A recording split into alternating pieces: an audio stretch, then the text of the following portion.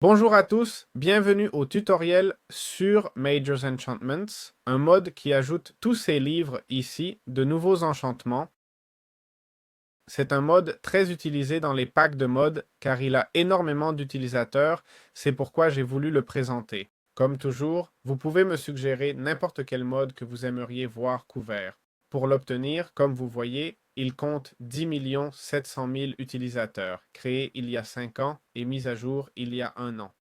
Ce qu'on va faire, c'est aller dans la section Fichiers sur CurseForge, chercher Majors Enchantments, aller à Mode Loader, sélectionner Forge, toute version 1.20.1, cliquer les trois boutons et télécharger. Ce fichier, on le sauvegarde avec Windows plus R, AppData, Roaming, Point Minecraft, puis dans le dossier Mods. Important.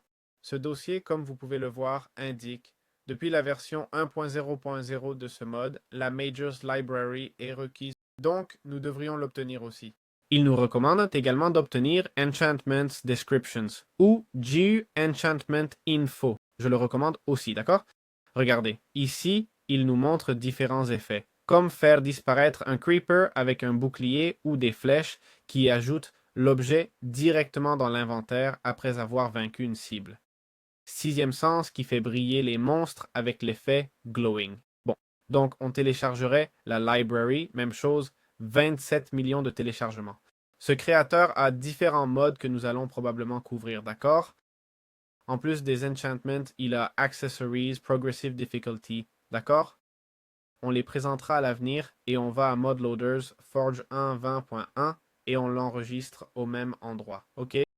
Voilà, cela dit, nous sommes prêts à commencer avec le mode sans aucun problème. Je vous rappelle que dans la description, vous avez accès à mon cours d'IA pour ceux intéressés, et pour les autres, on continue avec le guide. Très bien, comment utiliser Death Wish dans Minecraft avec les améliorations de Maxedur? En gros, Death Wish, est un enchantement offensif qui augmente les dégâts de mêlée en échange de compromettre votre sécurité.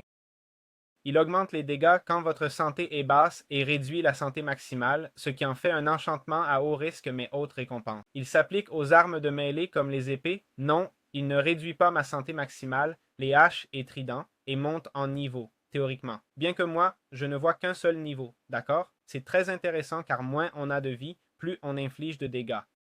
D'accord? C'est-à-dire, si on perd 2 points de vie, on inflige 2 points de dégâts en plus, ce qui est très, très intéressant. Très bien, voyons comment fonctionne l'enchantement Sangsu.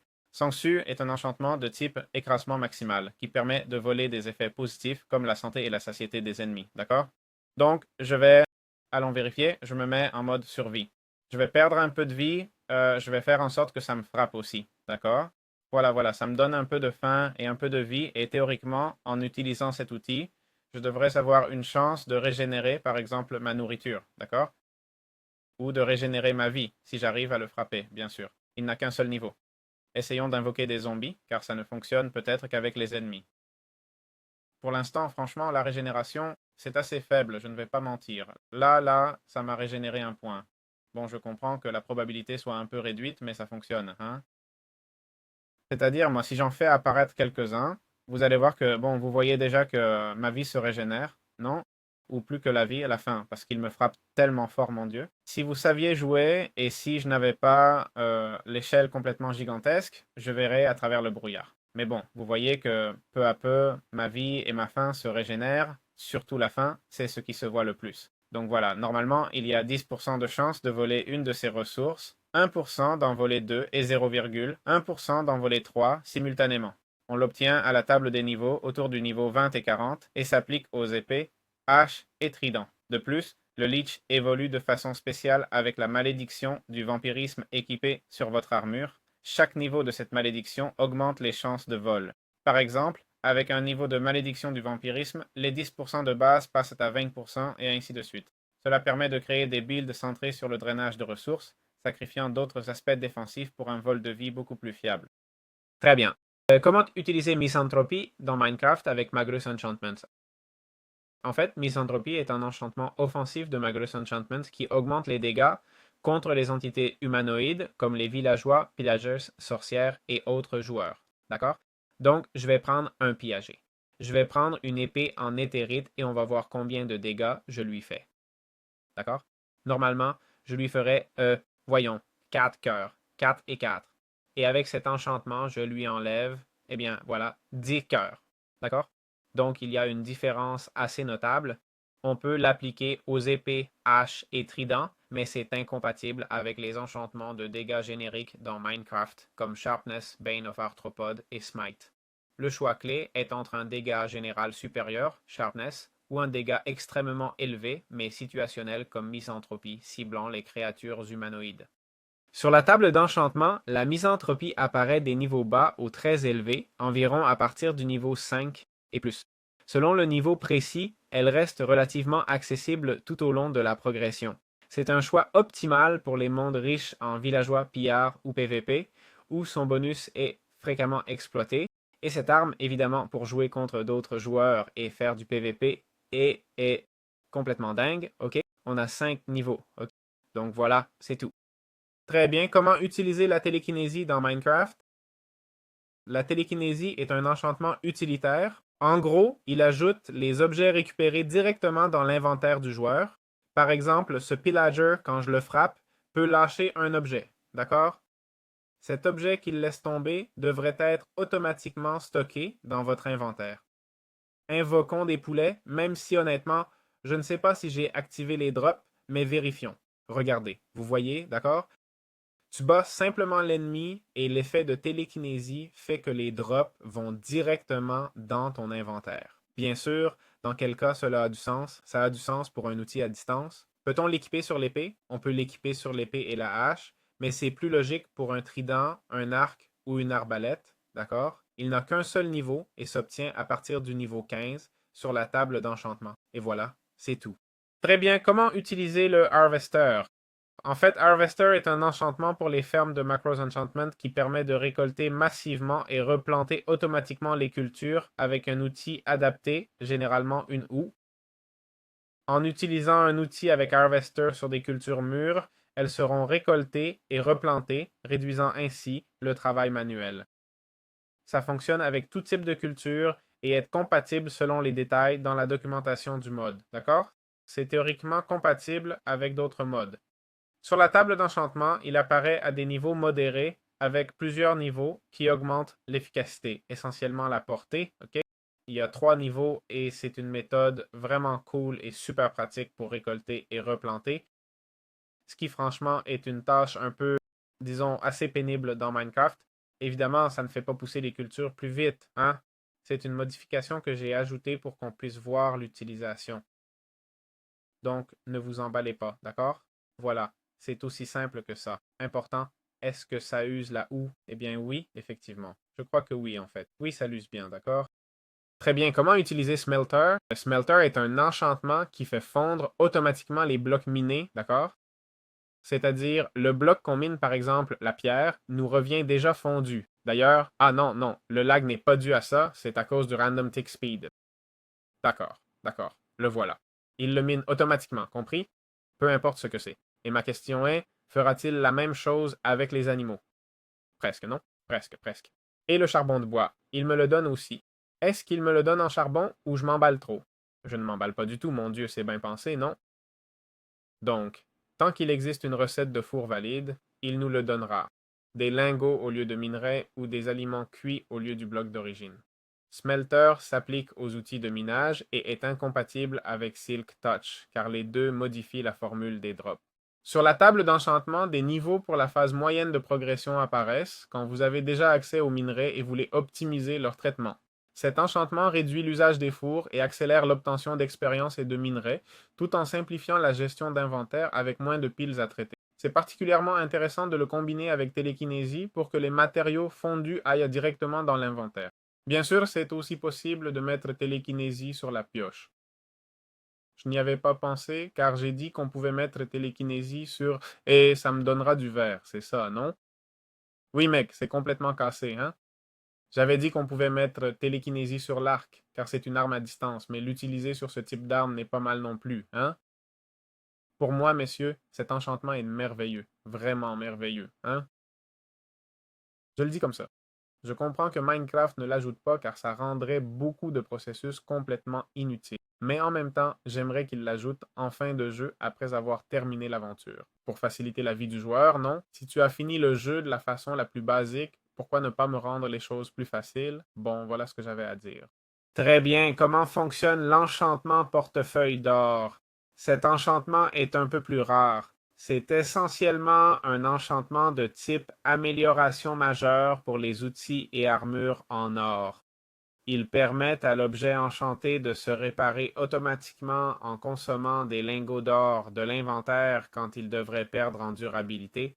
Il s'applique aux outils comme aux armures en or, transformant l'or en carburant de durabilité. Le coût en or augmente avec l'usage, donc mieux vaut avoir des réserves si tu comptes utiliser principalement de l'équipement en or, ce que je ne sais pas qui voudrait faire. Alors, est-ce intéressant? Eh bien, il faudrait voir combien ça coûte, non? Allons-y, parfait. Mettons efficacité niveau 5 et creusons ici vers le bas avec cette pioche qui devrait être plus performante maintenant. Et théoriquement, on est déjà en train de l'user. Je ne sais pas trop comment ça marche car j'ai les lingots ici, ça ne les consomme pas. Ah, quand l'objet est sur le point d'être détruit, allons mettre. Et combien ça va me coûter? Ok, l'objet est sur le point d'être détruit. Ça n'en consomme qu'un seul. D'accord, je vais me donner un petit moment jusqu'à l'infini. Bon, pas l'infini. Pendant 20 secondes, niveau 4, pour miner rapidement et voir si ça consomme aussi un seul. D'accord, ça consomme aussi un seul. Voyons, c'est intéressant. Alors, vu que la pioche en or mine plus vite que celle en éthérite, ça peut être intéressant. J'aime bien, hein? J'aime cette approche, hein? En vrai, au début, je n'y trouvais pas beaucoup de sens. C'est vrai que pour autre chose que miner ou couper, c'est moins efficace, mais la consommation d'or n'est pas excessive. Si tu as une ferme à or, ce n'est pas si excessif. Je pensais que ça consommait de façon progressive, genre 1, 2, 4, 8. Bien sûr, je veux dire, c'est vraiment trop. Alors, voyons, c'est utile pour ceux qui veulent profiter des avantages, d'accord? De l'équipement en or qui a une haute enchantabilité sans trop souffrir de sa faible durabilité. On peut le combiner avec d'autres enchantements défensifs ou offensifs pour éviter les incompatibilités, tout en créant un set en or qui, au-delà de sa forte enchantabilité, offre un minage rapide. Vous savez déjà que l'or est le matériau qui mine, coupe et fait tout le plus rapidement. Donc évidemment, si vous avez une ferme d'or, c'est merveilleux. Dans un monde survie normal, utiliser cet enchantement peut-il être intéressant? Je ne sais pas. Ça me semble plus être du contenu de fin de jeu, peut-être pour aller dans le Nether contre les Piglins, mais je n'ai jamais passé assez de temps là-bas pour que mon armure se brise avant d'en obtenir une autre, non? Ou que mon outil en or soit si précieux que je ne veuille pas qu'il se détruise. Je n'ai jamais vécu ça, mais bon, c'est une nouvelle façon d'aborder le jeu. C'est vrai aussi que vous occupez un espace pour l'or et que vous devez être constamment vigilant pour ne pas en manquer, d'accord? C'est aussi une préoccupation et peut-être pas aussi pratique que d'avoir une pioche en éthérite et remplir shulker après shulker sans craindre qu'elle se casse. Je pense que l'enchantement serait meilleur si la pioche ne pouvait plus se casser à durabilité maximale pour ne pas s'inquiéter constamment de manquer d'or. C'est vrai aussi qu'en ajoutant solidité 3 à la pioche, vous pouvez améliorer son efficacité. Certains modes incluent des charmes ou colliers qui réduisent l'usure des outils, et toutes ces capacités combinées peuvent rendre ça très intéressant. Enfin, c'est une fonction un peu bizarre, mais intéressante à connaître. Voilà, c'est tout. Très bien. Comment fonctionne l'enchantement fanatique de la pêche? Cet enchantement pour canne à pêche dans Magus Enchantment améliore la quantité et qualité du butin, augmente le nombre d'objets et la chance d'obtenir des items rares, tout en modifiant la durabilité et le comportement de la canne. L'enchantement inclut un système... Oh, un poisson. Oui, j'en ai eu deux d'un coup. Un système de progression propre où plus vous pêchez, plus fanatique de la pêche débloque des niveaux supplémentaires, comme un vrai passionné qui améliore davantage les résultats. Plus vous utilisez la canne, mieux c'est. En plus, la canne enchantée peut être adaptée pour le combat rapproché grâce à des ajustements de dégâts et de vitesse d'attaque, mais c'est secondaire. Sur la table d'enchantement, il apparaît au niveau moyen élevé et s'applique uniquement aux cannes à pêche. idéal pour les joueurs qui veulent faire de la pêche une source principale de ressources et d'équipements enchantés, profitant aussi de l'expérience et du butin accru du système de pêche étendu du mode. Bon, voyons. Ce que je constate pour les drops, c'est qu'ils me donnent des drops normaux, d'accord? Mais ils me les donnent en plus grande abondance. Ah oui, bien sûr, plus grande abondance, mon œil. Ils viennent de me clouer le bec, ils m'ont donné un diamant. Je viens d'avoir un diamant, mais vous voyez qu'ils me donnent 3 drops en même temps. C'est vrai aussi que je l'ai au niveau 7. Il y a 7 niveaux, d'accord? Et ici, dans la description, il est écrit tu as une chance d'obtenir des objets de pêche supplémentaires. Je crois que c'est ça. C'est ce qu'il fait. Plus que d'attirer plus vite et tout ça, ce que je ne nie pas, ça va surtout te donner plus d'objets et même de meilleurs objets. D'accord? C'est un bon enchantement. Excellent. Je veux dire, c'est excellent. Ça n'a aucun sens niveau pêche. Quand tu pêches, tu n'attrapes pas 2 poissons d'un coup, surtout avec une canne à un hameçon. Ça aurait plus de sens avec un filet, mais peu importe.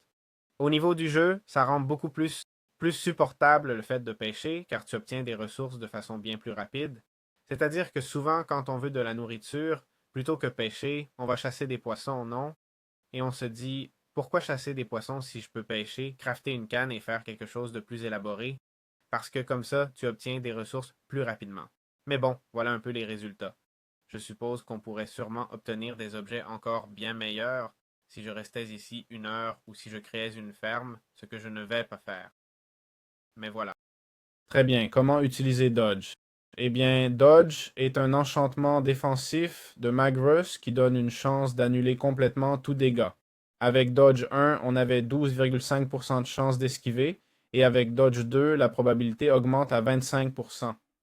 Ma question est, si c'est que j'ai Dodge 2 sur plusieurs pièces d'armure, qu'est-ce que ça signifie? Que j'évite les dégâts? Très souvent, non? Tuku, on pourrait dire qu'environ la moitié du temps, j'évite les dégâts, hein? Bon, maintenant, pour avoir trop parlé, ils vont me tuer, tu verras. Oui, oui, oui, oui, la probabilité est élevée, hein? Enfin, peut-être pas tant que ça, peut-être juste 25%, car parfois je me prends tout. Avant, Dodge était uniquement pour les jambières, avec maximum 2 niveaux, et maintenant je peux l'équiper sur toute l'armure. Donc je comprends que 25%, c'est quand on équipe toute l'armure, c'est ça? À l'époque, c'était juste pour les jambières. Ils ont vu que c'était trop puissant et ils l'ont un peu réduit. Et esquive, c'est très utile dans des situations de combat intenses ou surtout contre les boss ou les groupes d'ennemis où recevoir un coup en moins peut faire toute la différence. En plus, on peut les combiner avec d'autres enchantements défensifs comme protection magique pour créer un set très résistant alternant mitigation directe et négation totale des dégâts. Très bien. Nous avons l'enchantement d'Enlightenment.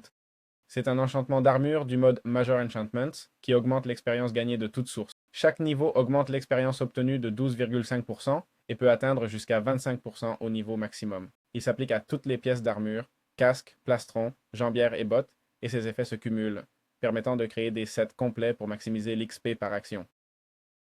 Et sur la table d'enchantement, 7 enchantement s'obtient à partir du niveau 18, pas du 18 au 50, donc je comprends que si le niveau max est 30, ce sera vers le niveau 10 environ. Cet enchantement est idéal pour les phases de farming intense d'expérience, que ce soit via des fermes de mobs, l'exploitation minière ou des activités comme la pêche et le commerce, combiné à d'autres enchantements du mode comme fondeur ou fanatique de la pêche, qui accélèrent considérablement la progression des niveaux. J'ai actuellement Illumination au niveau maximum. Voyons si c'est vraiment aussi puissant qu'on le dit. Ce que je vais faire, c'est passer en mode survie et me débarrasser de toute mon expérience. D'accord? Donc, on fait barre XP7 et je vais la mettre à 0, 0. Et niveau 0, non? Ah, 0 niveau. Voilà. Voyons combien d'expérience me donne l'élimination d'un zombie. Bon, voilà, niveau 1. Normalement, je ne sais pas exactement combien ça donnerait. Essayons sans l'armure d'expérience supplémentaire, pour savoir. Comme vous voyez, je n'atteindrai même pas le niveau 1, d'accord? Bon, c'est bien. Ça nous donne simplement 25% ou plutôt 200% de l'expérience qu'on recevrait normalement. Donc c'est vraiment bien. Comment fonctionne l'enchantement Magic's Protection dans Minecraft avec Backrooms Enhancements? Eh bien, très bien. Magic Protection est un enchantement défensif spécialisé dans Backrooms Enhancement pour Minecraft qui réduit les dégâts magiques reçus, les potions instantanées, les crocs d'évocateurs, les rayons de gardien, etc. Il réduit ce type de dégâts de 8% par niveau. C'est vraiment un type de dégâts très spécifique, non? Les gardiens, potions à effet instantané et crocs d'évocateur. Il va jusqu'au niveau 4, d'accord? Réduisant 8 fois 4, soit 32%, s'applique à toutes les pièces d'armure et est classé comme peu commun. Il est incompatible avec protection, fire protection, pressure protection. Vous devez donc choisir entre défense générale ou spécialisation contre les sources magiques. Sur la table d'enchantement, il apparaît du niveau 1 à 45, c'est-à-dire dès le niveau 1, et est vraiment recommandé contre les ennemis à attaque magique comme les évocateurs, gardiens ou lors de rencontres intensives avec potions dans des mondes où ces ennemis sont fréquents. Dédier une armure spécifique avec cet enchantement peut faire une énorme différence pour la survie. Franchement, je ne vais pas mentir, j'ai couvert plus de 100 mods sur cette chaîne et je ne vois aucun mode ni situation où vous préféreriez cette armure plutôt qu'une protection pendant votre parcours de joueur. Vraiment, hein? Si quelqu'un y pense, peut-être dans un mod pack très spécifique, mais vraiment trop spécifique, non? Je veux dire, cet enchantement est créé comme... Je crois que le développeur a dû jouer à un mod pack PvE contre des sorcières et a dit j'en ai marre. Je vais créer la solution définitive. Parce que sinon, je ne comprends pas, hein? Vraiment. J'essaye d'imaginer quelle situation je dirais non dans un mode pack style Atlantis, non? Sous l'eau pour les gardiens. Mais ce n'est pas comme si les gardiens étaient si redoutables. Et les dégâts instantanés de potions, si ce n'est pas un joueur qui les lance, qui diable va vous infliger des dégâts instantanés, hein? Donc voilà, c'est ça, hein? C'est tout ce que j'avais à dire. Bien, comment utiliser Take Sense? Take Sense est un enchantement du casque que j'ai pu équiper sur la poitrine, d'accord? Donc je dois attendre n'importe quelle pièce d'armure. C'est que quand le joueur s'accroupit, les bruits des créatures dans un rayon de 16 blocs font ressortir ces entités temporairement, ok? Pour l'instant, je ne porte que le casque. Je vais essayer avec l'armure pour voir si ça marche encore. La capacité. Voyons si avec la cuirasse, quand quelqu'un fait du bruit et... Oh, on dirait qu'ils font du bruit. Ah, et ça ne marche pas. Ça me permet de l'équiper, mais ça ne fonctionne pas. Bah, ce n'est pas cool du tout, non?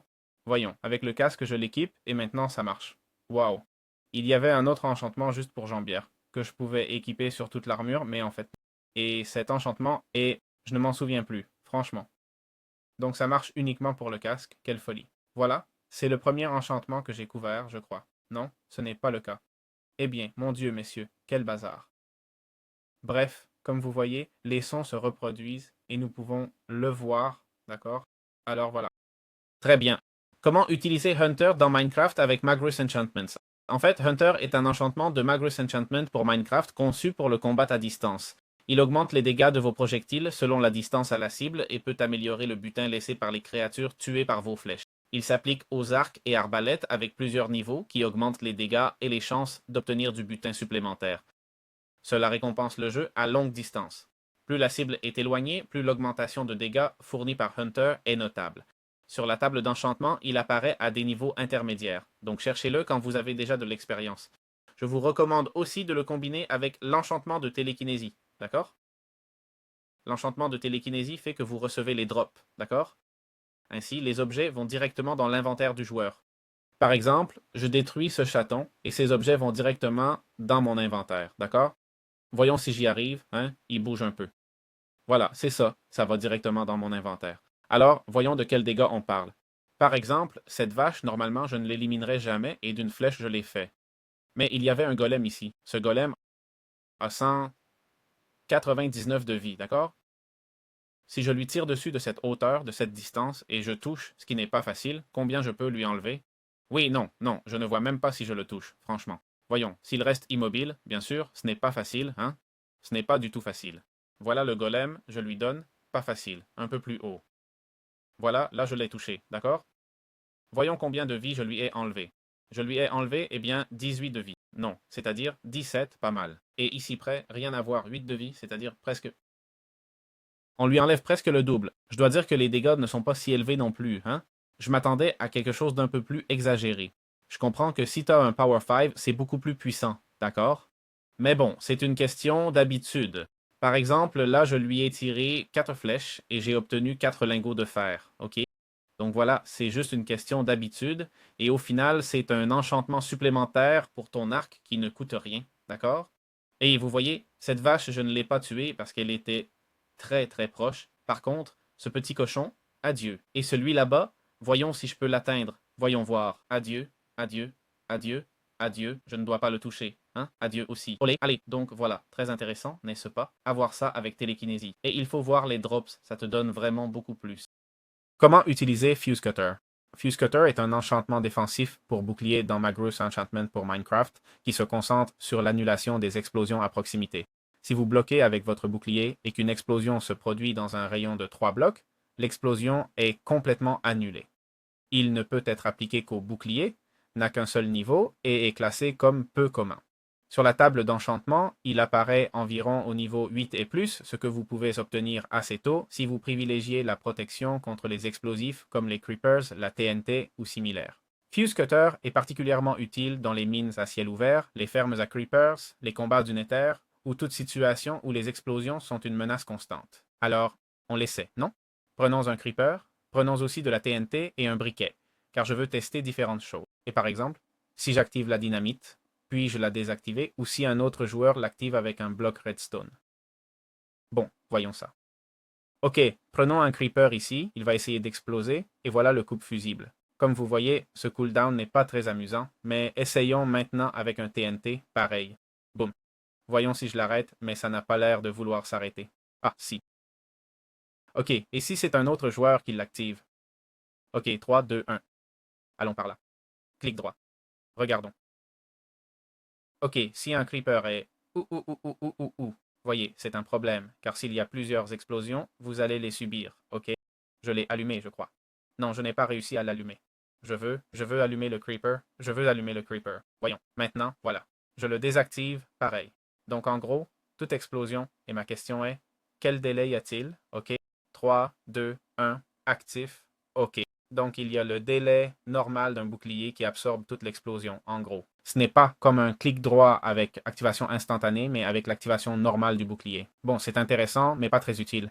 Pas très utile parce qu'au final, ça sert à éviter qu'un creeper fasse exploser ta maison si tu es chez toi. Mais combien de situations comme ça allez-vous vraiment rencontrer? Si vous savez construire une maison, ça ne devrait pas arriver, non? Donc, bon, ça préserve l'environnement, ce qui est bien, mais un creeper détruit rarement l'environnement, sauf si tu le provoques délibérément. Donc voilà, c'est l'enchantement. Très bien, regardons l'enchantement d'immortalité. C'est l'un des enchantements les plus puissants du enchantement et sa fonction est de sauver le porteur de la mort.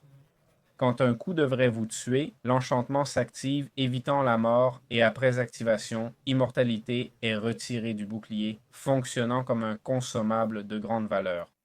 Bon, voyons voir. Je comprends que si je tombe, ça enlève l'effet d'immortalité, non? Voyons voir, boum. Et là, ça enlève l'effet, ça fonctionne comme un totem et me... D'accord. Et tout ça pour le prix d'un enchantement pas mal. Il apparaît à partir de niveaux élevés, environ 20 ou 50, et c'est cohérent avec son énorme impact sur la survie. D'accord, ma deuxième question est, j'ai mon bouclier, d'accord? Et j'ai un totem. Qu'est-ce qui s'utilise en premier? L'effet du bouclier, le totem ou les deux à la fois? Je veux d'abord utiliser le totem, car je pense qu'un totem est plus facile à obtenir que cet enchantement. Vérifions ça. Et le totem s'active avant l'immortalité. C'est vrai aussi que cet enchantement évite de devoir tenir le totem dans la main gauche. Je viens de m'en rendre compte en prenant le totem. Normalement, on porte le totem dans la main gauche et on abandonne le bouclier. Cet enchantement me permet de ne plus avoir besoin du totem dans la main gauche tout en gardant mon bouclier. Je peux donc avoir le bouclier dans la main gauche et le totem en même temps. Je comprends que c'est l'avantage de cet enchantement. Faire d'une pierre deux coups avec le bouclier pour utiliser ces mécaniques sans perdre l'avantage d'avoir un totem et savoir qu'on ne mourra pas. Donc très intéressant, j'adore cet enchantement. J'espère sincèrement qu'il n'est pas trop difficile à obtenir. Qu'il soit rare, mais du genre qu'il ait la même rareté qu'un Seal Touch, par exemple. Pour moi, ce serait bien comme un Seal Touch ou un Fortune 3, ce niveau de rareté. Vous savez, c'est l'enchantement typique qu'on trouve toujours quand on ne cherche pas et jamais quand on cherche, non? Voilà. Comment utiliser la répulsion? La répulsion est un enchantement de bouclier des améliorations Magrus pour Minecraft qui se concentre sur le contrôle de foule. Quand vous bloquez avec le bouclier enchanté, les mobs qui vous attaquent sont repoussés de plusieurs blocs, créant de l'espace et réduisant le risque de coups en chaîne. 2. D'accord? Prenons un golem de fer, par exemple, et voyons si je peux repousser une créature comme un golem de fer, d'accord? Voilà, et Minecraft me dit que c'est impossible. Prenons maintenant un zombie, d'accord, et vérifions aussi l'effet de répulsion. Bon, alors, je vais me placer ici. Merveilleux. Je passe en mode survie, il vient m'attaquer, et voilà, d'accord? Vous voyez que je le repousse? Je le repousse, normalement on pousse déjà un peu, mais là c'est vraiment exagéré. Je vous informe qu'il n'a qu'un seul niveau, c'est assez rare et s'applique uniquement au bouclier, d'accord? Et sur la table d'enchantement, il apparaît à partir du niveau 15, d'accord? Ça n'enlève pas de vie aux monstres, mais c'est idéal pour les situations où vous subissez la pression de grands groupes ou de mobs corps à corps très agressifs. Le combiner avec Fuse, Fuse Cutter ou Immortality peut vous donner un bouclier très complet, repoussant les ennemis, ayant une vie supplémentaire avec Immortality ou désactivant les explosions avec Fuse Cutter. Voyons, c'est bien, mais ce n'est pas non plus, je dirais que c'est le pire enchantement. Bon, attention, hein, attention, ça le repousse loin.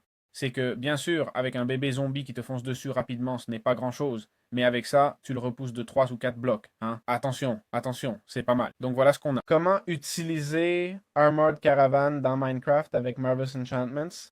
En fait, Armored Caravan est un enchantement pour l'armure de cheval, d'accord? Même si on peut l'équiper sur d'autres pièces d'armure, c'est uniquement pour les chevaux. Et basiquement, c'est ce qu'il fait, c'est réduire les dégâts que le cheval subit. C'est une façon de leur donner une protection. C'est idéal pour les montures d'exploration ou de combat, réduisant les dégâts et augmentant la survie du cheval dans les zones dangereuses. Et on peut le combiner avec d'autres enchantements comme Swiftness ou Frost Rider pour créer des montures spécialisées. Muy bien, ¿cómo usar Swiftness en Minecraft con Magrus Enchantment? Y es que Swiftness es un encantamiento para armaduras de caballo. ¿Vale? Vamos a ponérselo ahí hasta nivel 4. Y básicamente lo que hace es incrementar la velocidad de movimiento de caballo. Así se mueve normal este caballo. ¿Vale? Y vamos a colocarlo ahora Swiftness y vamos a ver su velocidad. Y efectivamente ha incrementado notablemente. Este caballo no es siquiera de los más rápidos. ¿Vale? Pero ahí lo tenemos. Cada nivel aumenta la velocidad en un 12,5% hasta 4 niveles en total, permitiendo monturas notablemente más rápidas que las estándar. Se aplica solo a armaduras de caballo y está clasificado como raro y tiene 4 niveles. Voy a intentar conseguir un caballo, ¿vale? Que sea de los rápidos, simplemente para que podamos comprobar, cuál puede llegar a ser la máxima velocidad. Los más rápidos son los que tienen muy poca vida, ¿verdad? O sea, de hecho, tenía uno de los más lentos, ¿no? A ver, este es más rápido. Este es bastante rápido, ¿vale? Vamos a ponerle ahora la armadura y vamos a ver cómo de rápido va. A ver, ahora está yendo por hielo, evidentemente por hielo irá más lento. Pero es que, claro, fuera, es que mirad cómo va. O sea, es otro rollo. Y vamos a coger uno de los que tienen muy poca vida, ¿vale? De estos que dan hasta penita. A ver, ¿es este? Este casi, pero hay uno que puede tener menos. Son estos. Este tiene muy poca vida. Este es de los que tiene poca vida. Lo vamos a domesticar. Y que salte muy poco, por favor. A ver. Vale. ¿Saltas poco? Salta muy poco, ¿verdad? Perfecto. O sea, este va a ir rápido. Ah, pues no. Este es malo en todo. Ah, mira, si me lo pone encima. Speed 11,48. Me lo pone encima, me lo pone encima. Y el que acabamos de montar, ¿qué tenía? 9,58. 12,51. Ah, o sea, que el que tenía yo ya era bastante rápido. ¿Pero es porque estaba domesticado o...? O sea, que ya tenía ya era de los más rápidos, entonces. A ver, lo voy a domesticar. 9,79. Lo domestico y ahora qué. Lo mismo, ¿no? Vale. O sea, que ya teníamos era de los más rápidos. Que era este de aquí. No. Era este, 12,51. Perdón por meterme contigo. Pues nada, es rapidísimo, ¿vale? O sea, ahí lo tenemos. Très bien. Comment utiliser la malédiction de rupture dans Minecraft avec les enchantements Macrus? La malédiction de rupture est une malédiction qui va jusqu'au niveau 3, pénalisant fortement la durabilité de l'objet enchanté. Les objets affectés s'usent beaucoup plus rapidement que la normale, réduisant leur durée de vie et les faisant casser après moins d'utilisation. Elle s'applique à divers équipements comme outils, armes, armures, selon le mode, et fonctionne comme une vraie malédiction. Une fois sur un objet, elle complique son usage prolongé et mieux vaut éviter de l'associer à des objets coûteux à réparer. En pratique, cette malédiction vous force à surveiller la durabilité et repenser votre stratégie d'équipement. C'est un élément risque-récompense dans les packs où certains objets puissants n'apparaissent qu'avec des malédictions. Voilà, c'est tout. La malédiction de rupture fait que l'objet se brise plus vite, d'accord? Bon, nous avons ici la malédiction de corrosion, qui est essentiellement une malédiction visant à dégrader l'équipement dans les enchantements magruins. Elle accélère l'usure de l'armure et autres pièces touchées quand elles subissent des dégâts, simulant un effet de corrosion qui réduit rapidement leur durabilité. Elle est conçue pour que les pièces affectées nécessitent réparation ou remplacement bien plus souvent, pénalisant surtout ceux qui reçoivent des coups constants. Comme d'autres malédictions du mode, sa fonction est de créer des choix, utiliser temporairement une pièce aux stats excellentes mais corrodées ou la remplacer par une option plus stable. Il est déconseillé de combiner la malédiction de corrosion avec des armures essentielles pour les combats longs ou contre des boss. Réservez-la pour des usages ponctuels ou remplacer l'équipement. Et de plus, il est aussi indiqué ici qu'elle endommagera l'utilisateur quand il est dans l'eau. Voilà, gardez bien ça à l'esprit. Très bien. Comment fonctionne la malédiction d'incompatibilité? Cette malédiction extrême de Macrus Enchantments rend tous les autres enchantements incompatibles, ou dit simplement, l'objet ne peut pas être enchanté. Elle s'applique à tout type d'équipement et c'est vraiment fou. Elle est surtout utilisée comme punition et rend un objet impossible à optimiser, vous forçant à le remplacer pour des builds avancés.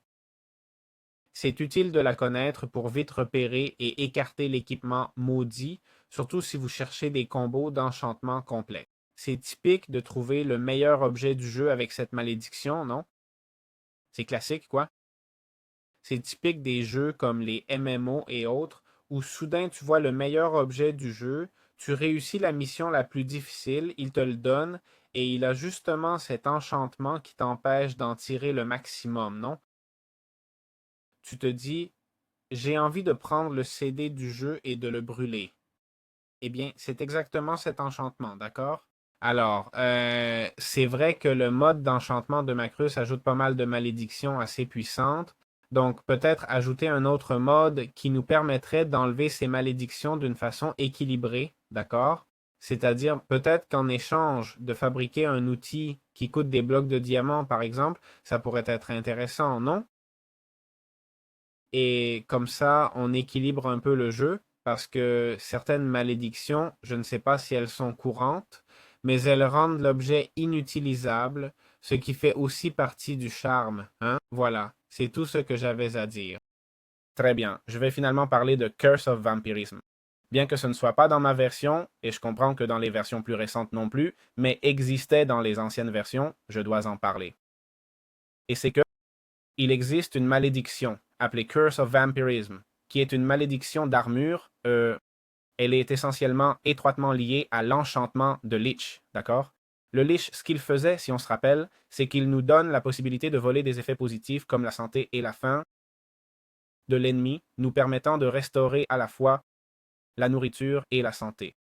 Eh bien, cette malédiction, le Curse of Vampirism, bien qu'elle agisse comme une malédiction, son effet principal selon la documentation est d'augmenter les chances de vol de ressources du Lich quand on porte cette malédiction sur des pièces d'armure. Chaque niveau de Curse of Vampirism augmente les chances que le Lich vole une, deux ou trois ressources à la fois. Par exemple, sans la malédiction, la probabilité de base de voler au moins une ressource est de 10%, mais avec un niveau de cette malédiction, elle passe à 20% et continue d'augmenter progressivement avec les niveaux supérieurs.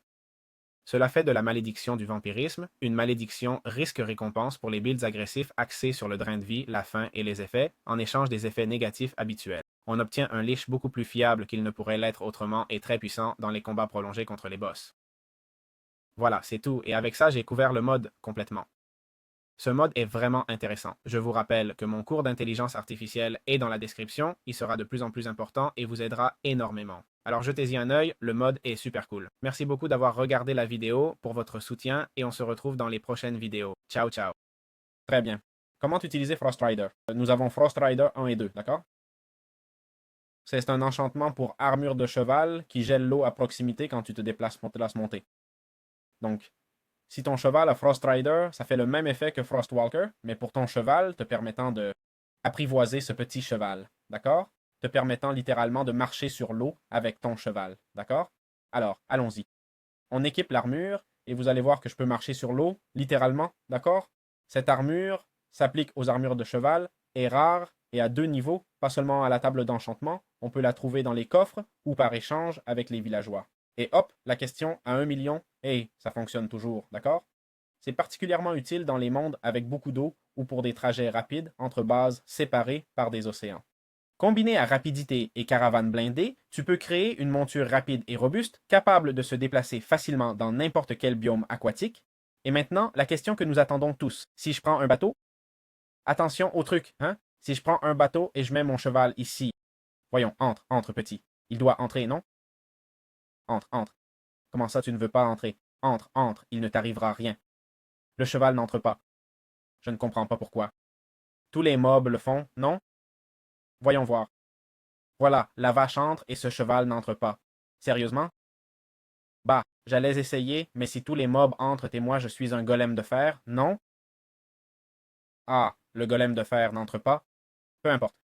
Bon, je pensais pouvoir le mettre dans le bateau et tester si le Frostwalker fonctionnerait, genre Frost Rider.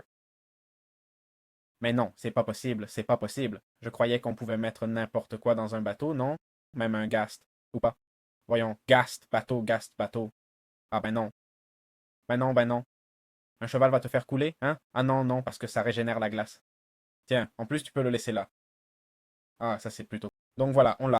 Très bien, nous avons la malédiction de fatigue dans Minecraft avec les enchantements Market Roots. La malédiction de fatigue est une malédiction de Market Roots pour Minecraft qui pénalise la vitesse ou l'efficacité des actions liées à l'objet enchanté. Les outils ou armes avec cette malédiction semblent lourds, réduisant l'efficacité du joueur pour miner ou combattre. Cette malédiction crée une sensation de fatigue constante quand on utilise l'objet affecté, nous forçant à dépenser plus de temps et d'efforts pour les mêmes tâches. C'est surtout nuisible pour les outils de minage où elle réduit clairement les performances. Comme d'autres malédictions, elle peut apparaître dans le butin ou par enchantement. Elle peut toutefois servir comme élément de difficulté supplémentaire dans les cartes ou défis personnalisés.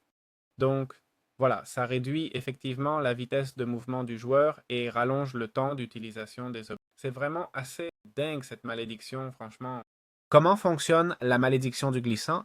Eh bien, la malédiction du glissant est une malédiction de maniement qui augmente les chances que l'objet glisse de vos mains, le faisant tomber ou changer de slot lors d'usages intensifs, ajoutant risque et perte de contrôle en combat ou minage. Cet effet fait que cet outil ou que les outils et armes affectés deviennent peu fiables, car vous pouvez les perdre à des moments critiques ou devoir réajuster votre barre d'accès rapide fréquemment. C'est particulièrement pénible en combat rapproché ou face à des groupes d'ennemis. La malédiction du glissant est généralement à éviter sur tout objet principal. Elle peut toutefois être intégrée dans des maps personnalisées ou défis comme élément de difficulté, forçant le joueur à gérer constamment son inventaire et son positionnement.